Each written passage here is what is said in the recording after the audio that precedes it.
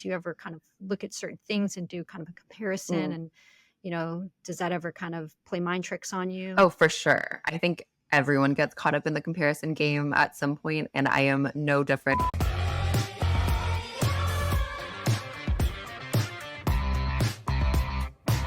Welcome back to Sprung on Food, an interview-based show where the overall topic of conversation is food. I'm your host, Kae Sprung. This season, I'm talking to food content creators, and my next guest is Erika Kwee, or as you might know her, the Pancake Princess. Let's get into the show. Erika is the creator behind the Pancake Princess, a data-driven blog on a mission to curate the internet's best recipes. Originally from San Mateo, Erika attended school and worked in Houston for nearly 13 years before moving to New York City and starting her full-time blogging journey.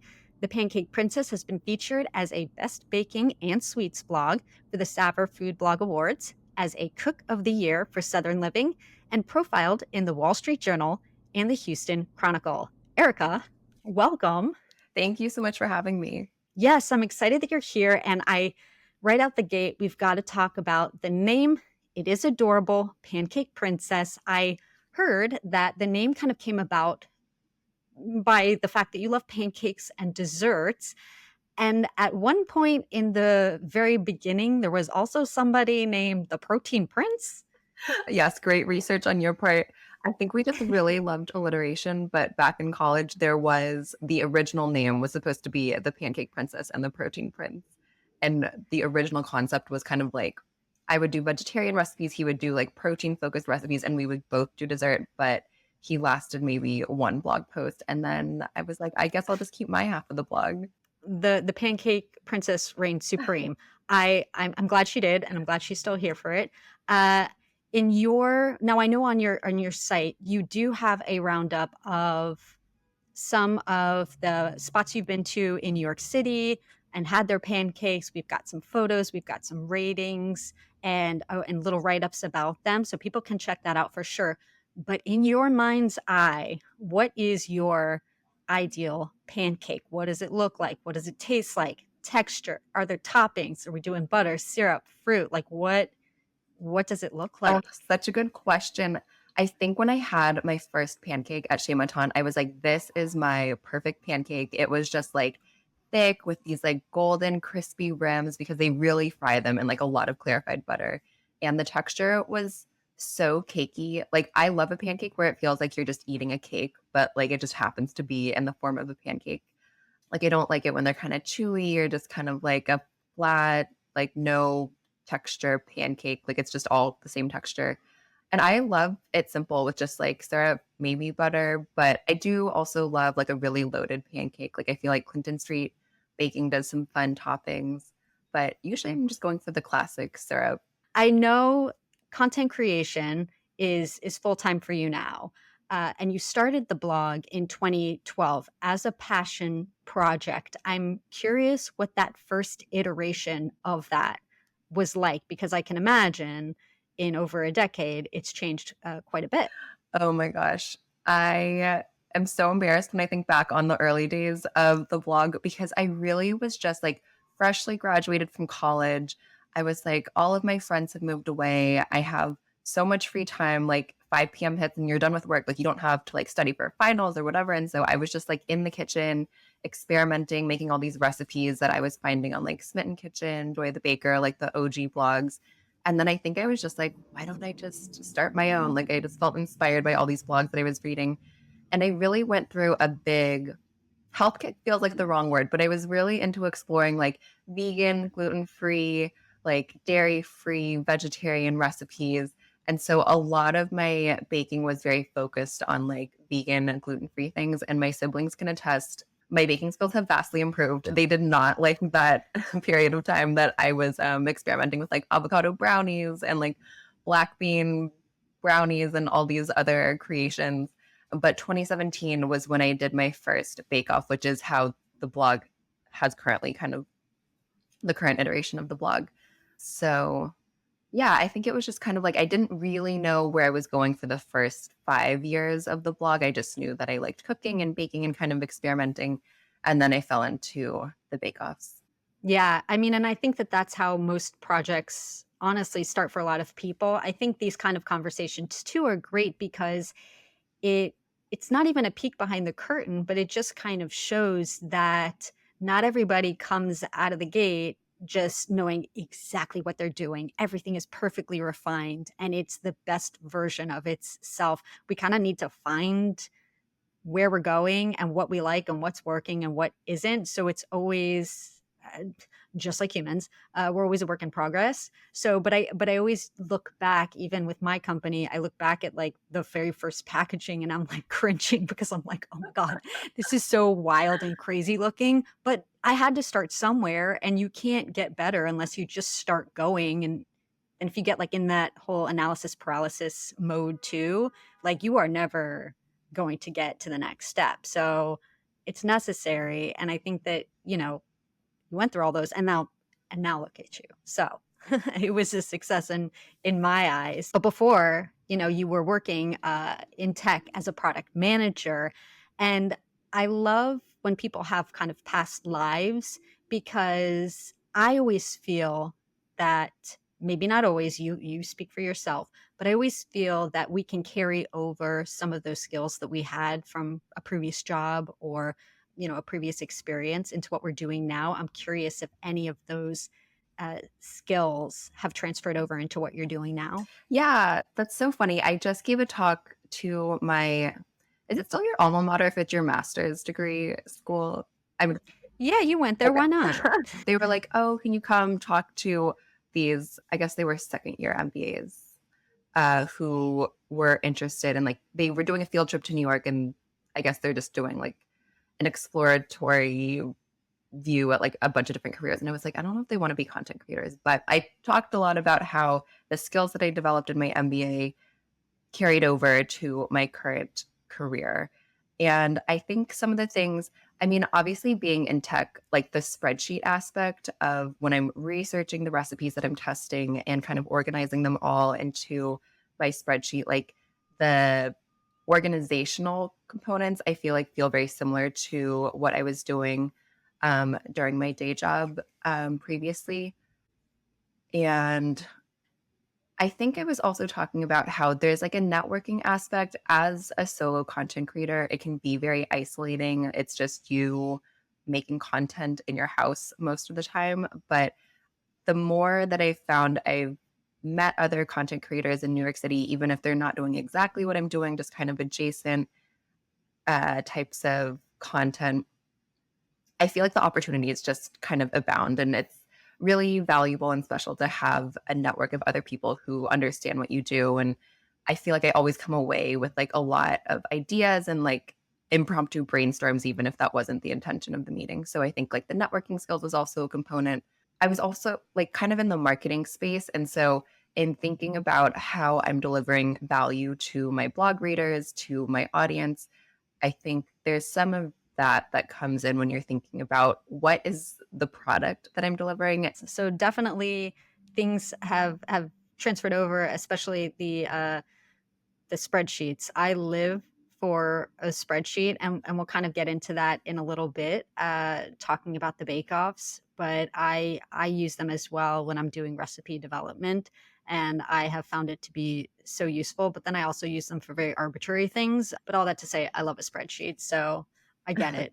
Uh, Now, for people who are content creators, but they are aspiring to be able to get to a place where they're doing it full time, I know that the landscape is different from when you started to now, but we're talking about you and your journey. So, for you, at what point were you able to start monetizing? And that doesn't mean, getting to a point of, wow, I'm ready to just do this full time. When did that start to build a little bit of traction to where maybe it even became an idea that, hey, I could be doing this full time? That's such a good question. I think maybe I started monetizing in 2015 or 2016 or so. Like it was a very slow journey. And I always viewed my Instagram account and blog as a hobby that I didn't want to monetize because it might suck the joy out of it. So I kind of resisted the idea, but also when brands came knocking, I was like, would love to make some extra money. So like it's not like I completely eschewed the idea. But it was a very slow build, like a few brand deals, brand partnerships here and there. And then I monetized my blog maybe in 2017, 2018. And I was only making like a few hundred a month in the beginning, or like probably like $5 a month in the beginning, and then a few hundred. And then maybe it was building to like 1,000. I think when I left my job, my the max I'd ever made off of my blog in a month for the ad revenue was like $2,000. And so obviously that wasn't enough to live on. And so, as much as I kind of daydreamed about leaving my job and thought about what if I did this full time, it never really felt that monetarily I was ready to take the leap. But I think Mm. once I was laid off, it forced me to like make the move. Like I really did want to give it a full try. And I think it just created a lot of space. Someone said something along the lines of like, you have a limited amount of energy. And I feel like so much of my energy was going towards my day job. But once that was taken away, I had a lot of energy to put into, okay, how do I actually monetize this and make it a full time living? Also, what leads to great success and a lot less stress sometimes is when you do kind of have that slow and steady journey. I liken it to the tortoise and not the hare. And so you can kind of learn along the way without too many eyes watching and start to understand what different aspects are like. You bake a lot. You have the accolades. So somebody might say, "Y- You're good. You've got this." But what I think is amazing is that you kind of wanted to learn a little bit more. And correct me if I'm wrong, but one of your friends kind of politely pushed you to stage at a restaurant. And you went to that restaurant. And Kelly Nam, who was a pastry chef there at the time, Michelin rated pastry chef, you asked if you could stage there. She said, "Okay, amazing." And I think that that kind of experience, you'll have to tell me, from operating out of your own kitchen on your own time, doing things how you want, versus working in a actual working kitchen. Ooh. Okay, once again, I'm so impressed by your research. But yes, Oh, thank you. that's exactly how it happened. And so I went in, it maybe was only 5 times. I would go in on like a random Wednesday or something, maybe around noon, and they would have me prepping downstairs in the basement where most of the food prep happens. And I could be doing anything from like chopping apples into tiny uniform cubes or making I don't know, I made a bunch of like creams and like mousses or emulsions that they were using in different desserts, or dehydrating. Oh my God, what were they? These little buns that they used for the amuse-bouche. So there were a lot of different Ooh. components that I was making, and it just blew my mind how much work goes into a single dessert. There could be 7 different components that people have spent, 7+ hours making all of those different components, and then you assemble it, and then it gets eaten in a second. It's crazy. But I would say, okay, so then I would be prepping from like 12 to maybe 4, and then there'd be family meal and stand up. And then I was very lucky that they would bring me up for service, which is, I think, the most fun part of working as a cook or a chef in a restaurant, because you actually, in this particular restaurant, got to stand at the bar where some patrons would be eating on the other side of the bar, and you'd be assembling the desserts or the appetizers or whatever it was right in front of them. And then people, like the servers, would take them out. And so my takeaway, I would leave at maybe 10 p.m. Usually they would feed me a meal, which was really amazing. But my takeaway was that it is so, so exhausting to do that day after day, having these 10, 12+ hour days on your feet. At one point, one of the other chefs was like, "Oh, so, does this kind of pique your interest in becoming a pastry chef?" And I was like, "Absolutely not. I'm so impressed by everything that you do. And I have so much admiration for chefs. But when you compare that to home baking, it's a completely different beast. Like this quality and just like the scale of what you're making is so different. And it's just a completely different skill set of being able to like stand on your feet all day, do these very routine, repetitive motions, whether it's like chopping or like, I don't know, it's like very active. But to me, I was like, "I think I'm spoiled. I'm too soft for this." So it was a really fun experience, but I don't think that restaurant life is for me. Honestly, it's not for a lot of people, and I think that, we see a lot more of it now, which is very cool, where there are communities and even support systems in place for not only the physical aspects of it, but for the mental aspects of it now too. I think that maybe shows like The Bear have also given people who have never stepped in, inside a kitchen a little bit of, insight as to what that could potentially be like. But there's nothing like what it actually is needing to, lift and carry 50-pound bags of flour, being on your feet for that. You learn Mhm. quickly, like the shoe wear is not about what looks cute. It is what you are comfortable in. But the bake-offs to me is kind of like where it's at. And so I really want to talk about those. I love those. You take 9 different recipes, kind of, not dramatically, like pit them against each other. I'm curious how you think or come up with what the next bake-off item is going to be, and how do you go about finding those contenders? Is it whatever the first ones that come up in SEO are, the highest rated? What is your process like for that? Such a good question. I tend to come up with the bake-offs based on what's seasonal. So obviously in the summer, I'm thinking fruit, I'm thinking like pies, crisps, cobblers, but I'm also thinking about what is easy to serve to tasters because typically for each bake-off, I have anywhere between 25 to 50 tasters. And so something has to be easily packaged up in a box that can be given to them or like served at an event. So unfortunately, I haven't done many crisps cobblers because they're so gloppy and hard to package.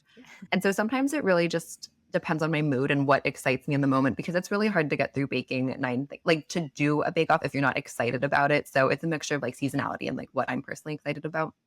And then to select the recipes, usually I put out a call on Instagram and I usually get like hundreds of recommendations or maybe dozens, but it feels like hundreds of Yeah. recommendations of recipes to try. And usually there's one or a few where like a lot of people are recommending that recipe. And so usually the recommendations that kind of float to the top is one like will be one or two that I will try for sure if it's highly requested. And then I do scrape probably the first like five. Well, it used to be first 5 pages of Google. Now it's like an endless scroll, but I'll look at the like Wow. highest SEO recipes for sure. But then I don't really take that into account as much as I'm looking at all of the recipes on a spreadsheet and I'm trying to compare, okay, if we're categorizing them by whether they're butter based or oil based or butter and oil based, do they use sour cream and like what are the different techniques that are being used? And so ultimately, it boils down to trying to pick 9 different recipes, one of which is a benchmark recipe that probably most people are making or other recipes are based off of.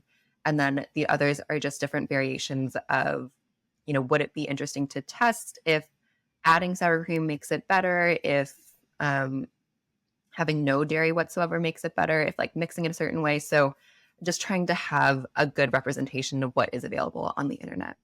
A diverse offering that dives deeper into just saying, these were the top ones that came up in a Google search. This is what we're going to do. Because I don't know if you have any insider intel. I don't know much about this game and, putting recipes with ratings and whatnot on the internet.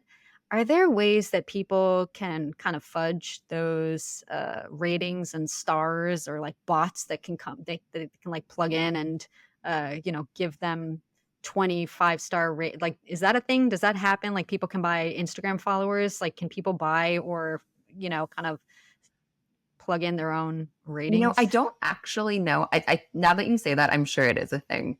On your Substack, which people can go and they can subscribe. I'll let you plug at the end, but I'm already plugging it now. Your paid subscribers can, they're already in, they're locked in. They'll get, again, correct me if I'm wrong, they'll get an email notification when your next bake off is launching, and they can sign up to get the to go box of all of the 9 different items. Are these, well, first of all, I want to know how many people respond to these things. Is it ever overwhelming? Do you have a cutoff? And are these the taste testers, the data providing taste testers? Or back in Houston, when I first started the Bake Offs, I would invite all of my friends and whoever they wanted to invite over to my house, and it would just be this big party of like 30 people in my house eating brownies.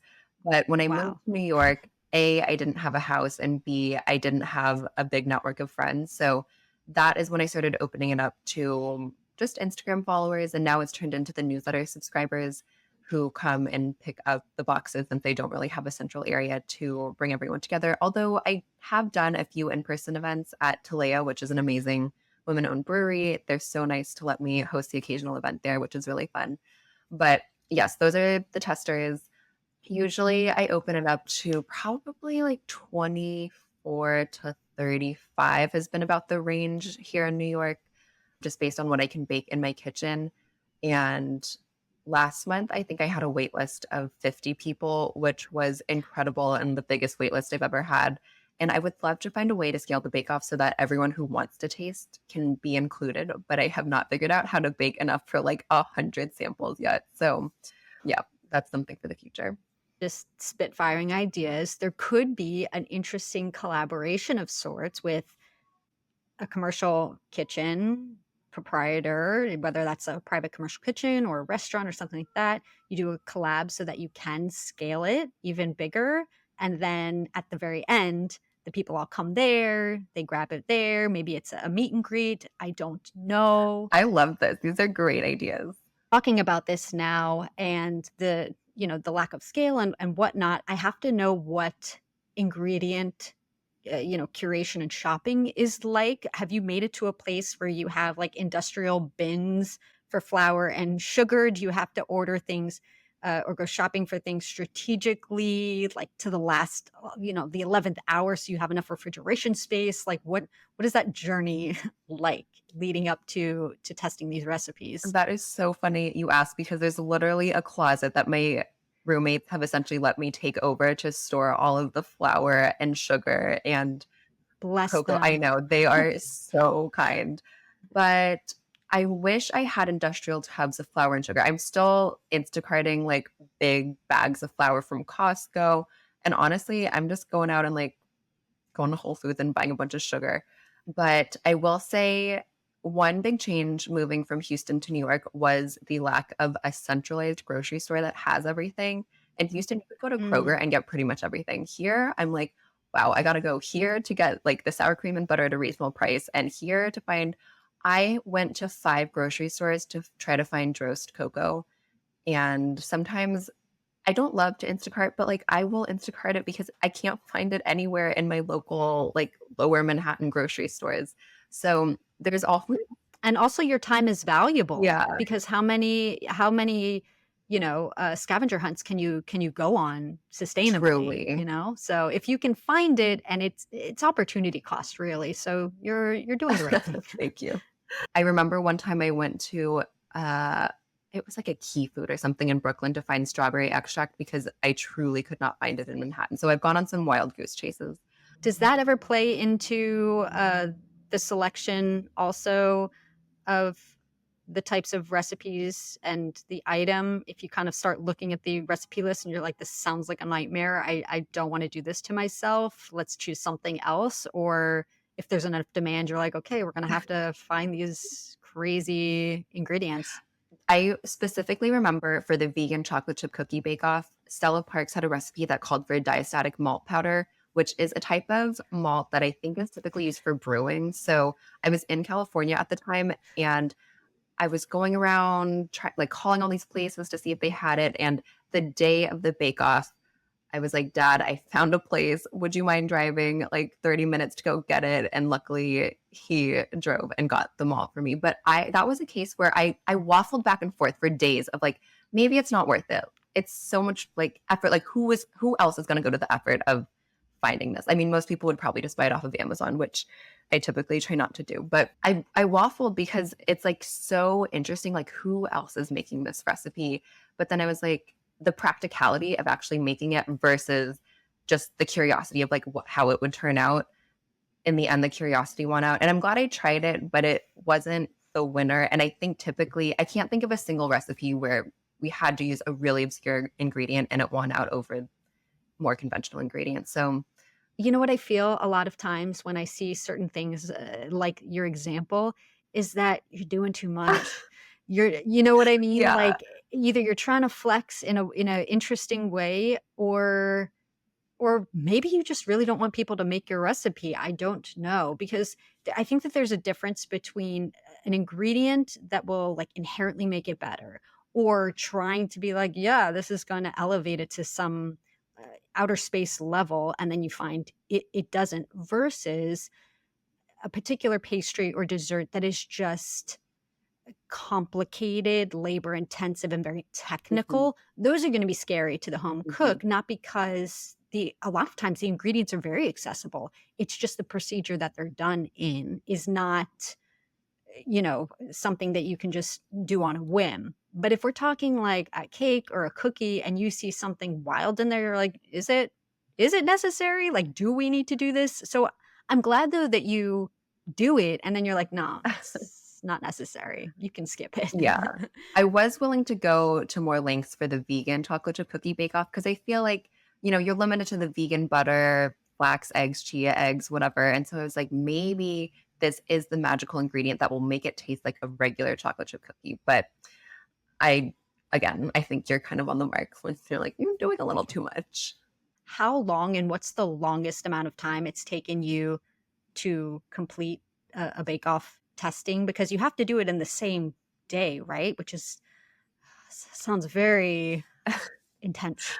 It is intense for sure, but I actually feel like my stamina has built up over the years, so it feels less intense now than it did back in the day where I would just collapse after a day of Oh, no. baking because it would just be so exhausting. But now I'm like, I can go to dinner, I can do all these things. But usually a baking day is no longer than starting maybe 7 at the very earliest and ending at like 3 or 4 at the latest. But like more Wow. often it's like an 8 to 2 situation because luckily in my new oven I can like bake multiple sheets at a time. So I could like bake 2 cakes at a time. And maybe that might include a few hours of prep, like mixing a few of the doughs overnight if the recipe allows for that. But it's usually not too many hours of baking. Wow, I'm pleasantly surprised. I love that. Also for your freedom. That's great. I was envisioning it's like, okay, we've got to carve out the whole day, but no, you're right. Start in the morning, then you've got your afternoon, evening free. It sounds delightful. Okay, so that's great, but they still need to be done, all in the same day for proper research, of course. Have you, and I'm not trying to make this controversial. Have there ever been any times during a bake off where a recipe has just either been so disappointing, or it did not come out well at all, and maybe not by like baker's error, that you were like, I can't even include this, or is everything kind of fair Oh game? my god. I will say, and this one I don't mind revealing because I think it must be a good recipe, but for the zucchini bread bake-off, I made Alexandra Cook's recipe and it really just like fell apart when it came out of the pan. So luckily I had time to remake it and I did, and the same thing happened. But it has so Oh many no. positive reviews and I really trust her recipes. I think she's a great recipe developer. So I am at a loss. I have yet to try it again because I'm kind of scarred by it. But that was a recipe where I was like, I don't know what I did wrong. I either must have done it wrong twice or this is just the recipe and people somehow like it. But I still did serve it to people and the flavor was great. It was just the texture was a little bit crumbly. But it's usually rare. Like usually the recipes are turning out as expected. And, maybe, I mean, of course, the baker's error happens and I feel like I overbake this cake or underbake this one or something. But typically they're all edible and servable to people, which is good. Let's say, because people are giving their honest, your taste testers are giving their honest opinions, and there are ratings and, kind of an explanation as to why this got the rating and ranking that it did.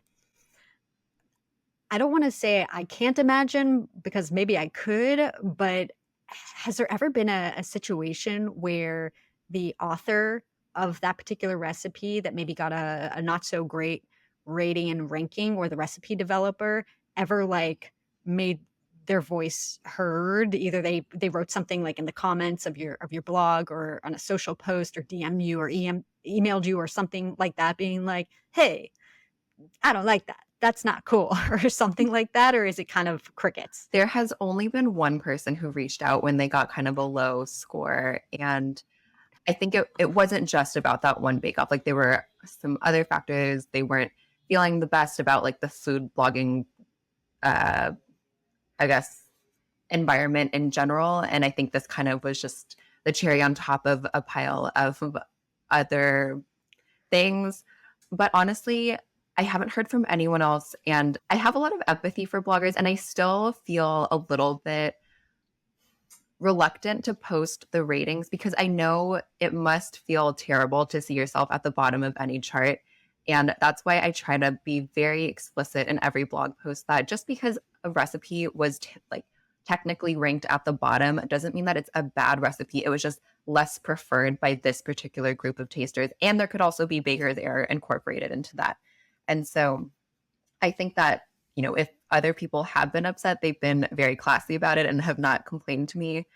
But I mean, I still feel bad about it. Sometimes I'm like, I would rather not post the rankings, but that's what people are here for. So It's for the people, and I think that sometimes too, it's not every recipe is going to be a grand slam. It could be from a very talented person, but their recipe for vanilla cupcakes may just be content and like not the actual best one. And you want your audience to be able to kind of see how that all played out. At the end of the day, there is free will. People can choose whichever recipes that they want to try. You're just kind of providing a group of a focus group, if you will, of people who are giving their honest feedback and what they think. So I think you can also take some of that pressure off of yourself, because again, it's not you saying I am the grand authority of this is my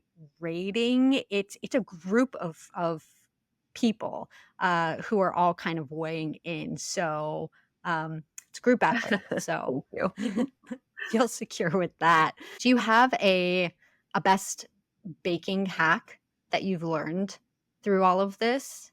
Something that I learned, I think it was from Jessie Sheehan, when you are incorporating dry ingredients into, let's say, a cake, a lot of times the process is you cream the butter and the sugar, you add the eggs.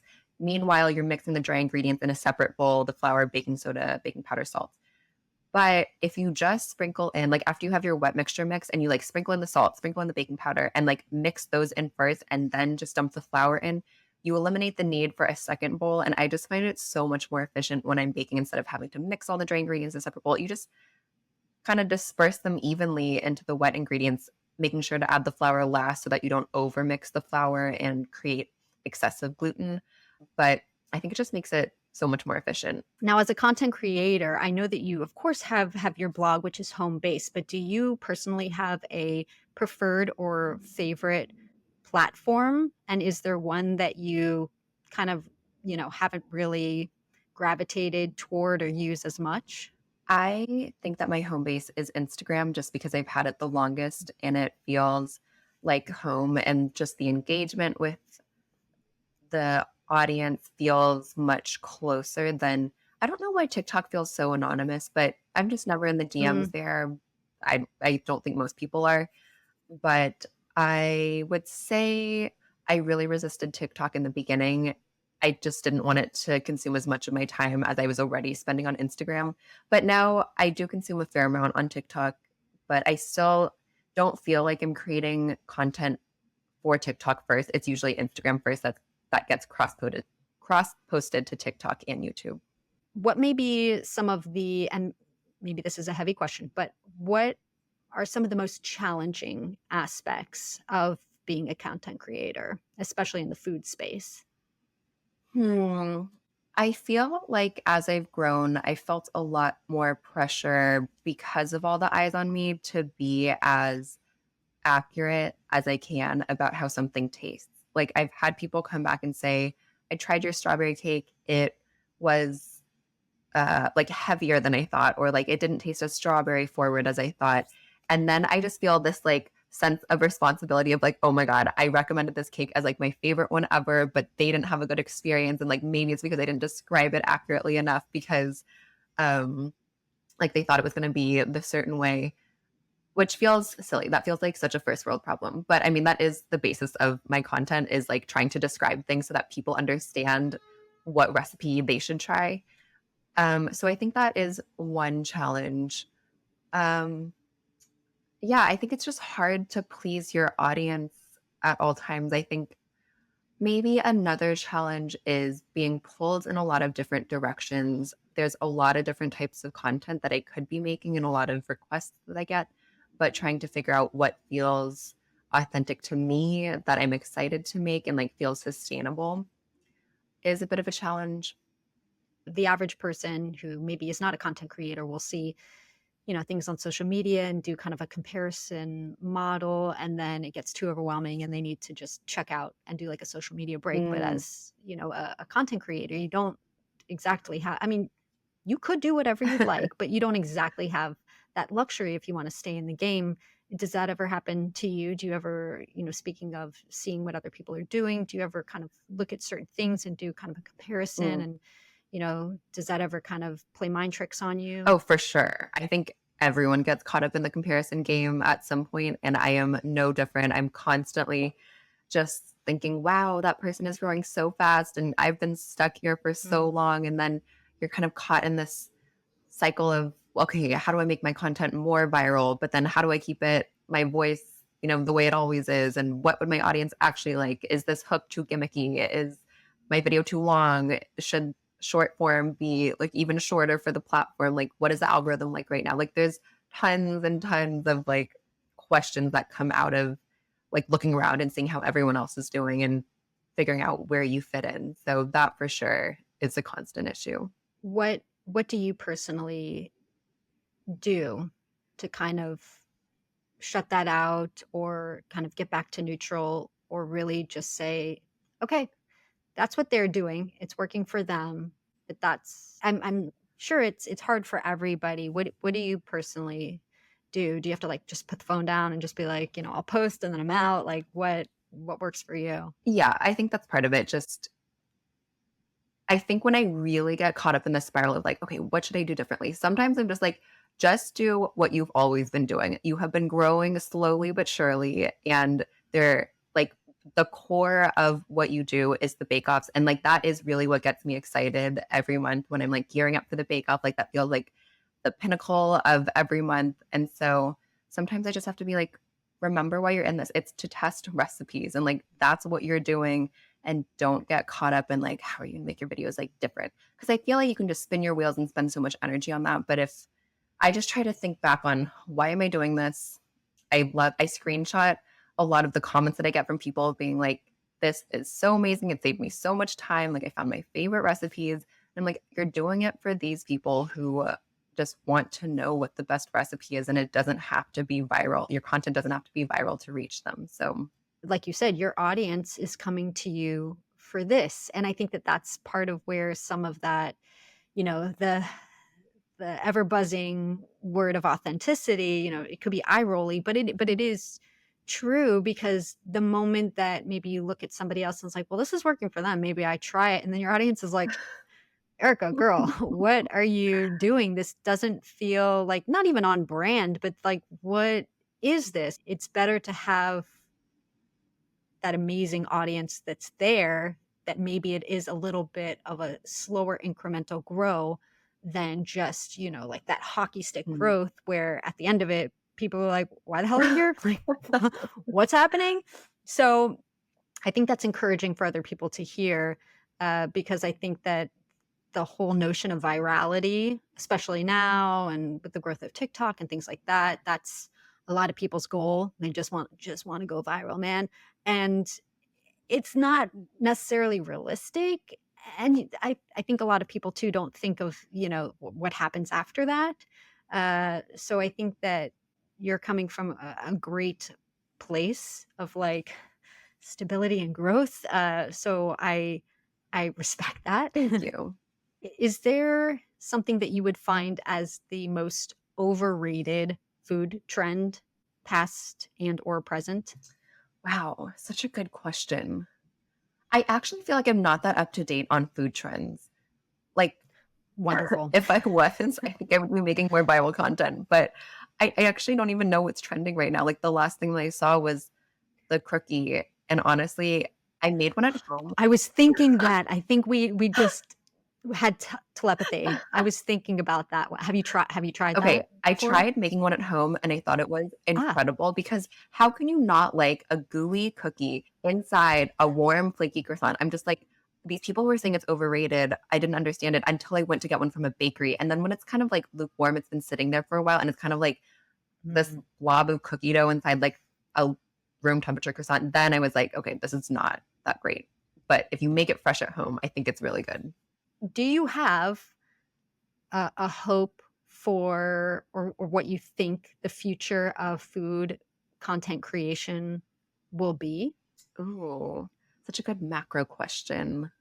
Because we've seen so many, different trends or styles. Some have stuck around, some have come and gone. Like one that comes to mind is like, man alive, the guys who would do a lot of like very like sexy kind of Mm, cooking like mhm. without their shirt, and like I cannot even but like I feel like that, I don't know if that's still a thing. Maybe it does not luckily ever come up in my For You page because it just makes me very uncomfortable. I'm like, it's food, like stop it. I don't think I have a fully formed opinion on this, but I am just excited to see how the styles evolve because I was just talking to a friend from business school who I never thought I would see the day that he would be in the kitchen cooking. But when I was talking to him on the phone, he was making a mushroom pistachio cream sauce for pasta and he was about to make homemade bagels the next day. And he was telling me about this food content creator that he watches. He's tried his lobster risotto, like 3 of his recipes. I've never heard of this food creator in my life, but I just love how there's someone for everyone to kind of inspire you on your cooking journey wherever you are. On kind of like the flip side of what we were just talking about before with the challenges, what's been, and maybe it does have to do with the comments, the positive comments that you get, what's the most gratifying part of what you've been doing? Yeah, I think hearing from people saying that they found, their favorite recipes, they made this recipe for their kid's birthday, their partner's birthday, and they just loved it. Things like that make me feel like it's all worth it. But also selfishly, now when I need to make something, I'm like, I have my go-to vanilla cake. It feels so good to not have to Google and be like, what is the best vanilla cake? What is the best chocolate cake? Like just the confidence of having these tools in my back pocket feels really good. And then I'm sure with friends and family, you're the go-to person when they're like, hey, I need a recipe for such and such. You're like, let me go through my spreadsheet. Here you go. Got it. So I think everybody's winning with that. I love it. Yeah. Erica, how can people support and follow you? Plug away. Well, my blog is at thepancakeprincess.com. You can find all of my bake-offs there. I'm on Instagram at the Pancake Princess, TikTok at pancake.princess, YouTube. I think if you just Google Pancake Princess, you'll find it. And then if you're New York based and would like to attend a bake-off, as you mentioned, you can sign up on my Substack, which is called Tasting Notes. And I send out all of my invites there. Although I do sometimes do bake-offs in SF, occasionally Houston. I've done some in Cincinnati. So, I mean, you would just sign up and just see because you'll also get updates whenever I publish a new bake off. And occasionally I will do micro bake offs, which is a comparison of 3 different recipes for Substack only. So, Erica, thank you so much for sharing your story and spending time with me here today. thank you so much for having me. This was really fun. Thanks for watching. You can find links and more info in the description below. Don't forget to give this video a thumbs up and subscribe to the channel if you haven't yet. See you next time.